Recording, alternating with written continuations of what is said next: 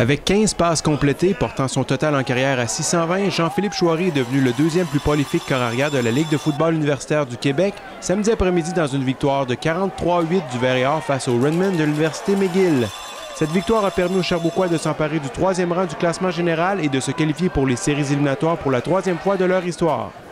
Le grand numéro 12 du Vert-et-Or a peut-être dépassé Benoît Gros au chapitre des corps ayant complété le plus de passes dans l'histoire de la LFUQ, mais ses coéquipiers William Dion et Dave Boucher ont eux aussi réussi à faire parler d'eux durant l'après-midi.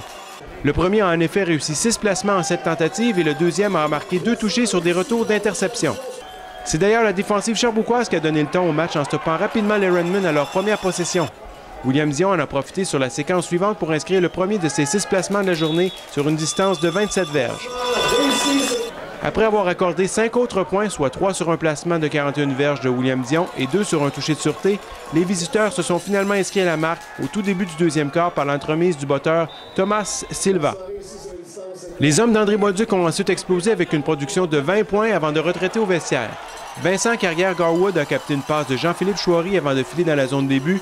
William Dion a ajouté 2 autres placements, alors que le demi-défensif débouché a marqué sur un retour d'interception de 50 verges. Malgré leurs efforts, les Redmen ne sont jamais revenus dans le match. Il fallait essayer de progresser tout le long de l'année. La différence entre nous autres et les autres équipes, c'est qu'on finit en force, contrairement à certaines autres équipes qu'on va rencontrer plus tard en saison. On est la même équipe qu'en début de saison, sauf que notre calendrier plus difficile en début de saison nous a permis de nous préparer justement à ces matchs-là. On voulait avoir des victoires pour créer un momentum vers les séries et c'est inespéré. Là, on retourne à Montréal.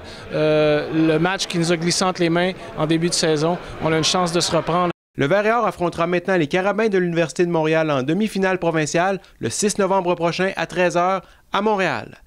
Pascal Morin, Vert-et-Or Télé.